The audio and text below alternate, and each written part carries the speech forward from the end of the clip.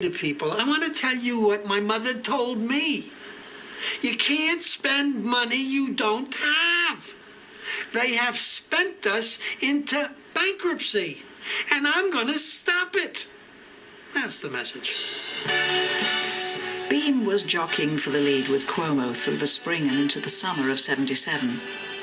Then, on a steamingly hot 13th of July, there was a defining event in the history of New York City.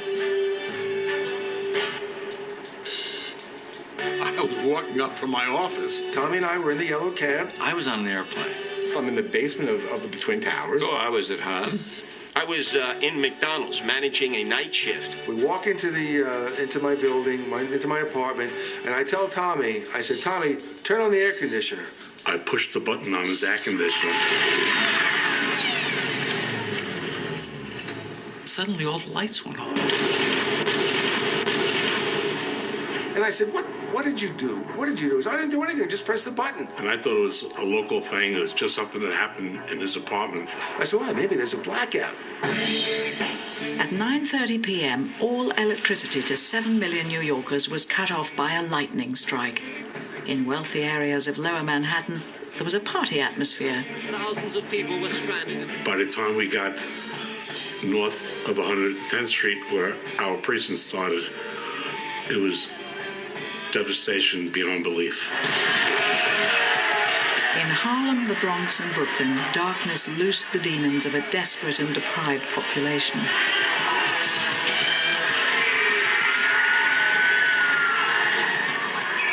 Havoc, chaos. There were no rules on the night of the blackout. And the first place they hit is the electronics store, the gold stores, the sneaker stores, all the stores of value.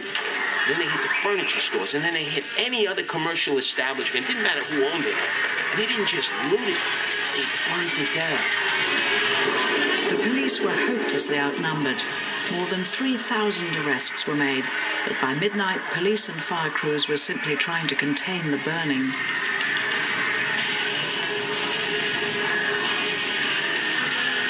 The entire business community in Harlem was being torn down in 2 hours. Gates ripped off, stores looted, buildings on fire, people yelling from windows. It was like,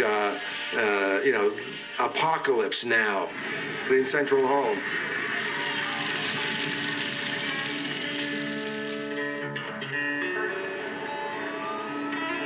As dawn broke over New York, the extent of the devastation became clear. The sun was coming up, and you looked down the street, and you saw an area. Looks like we just went through a war.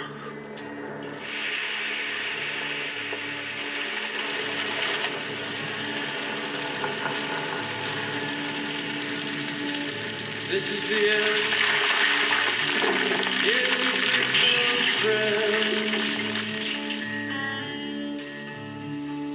This is the end, my only friend, the end of our elaborate plans, the end. The blackout dramatized the fact that the civilization of the city could quickly come to an end.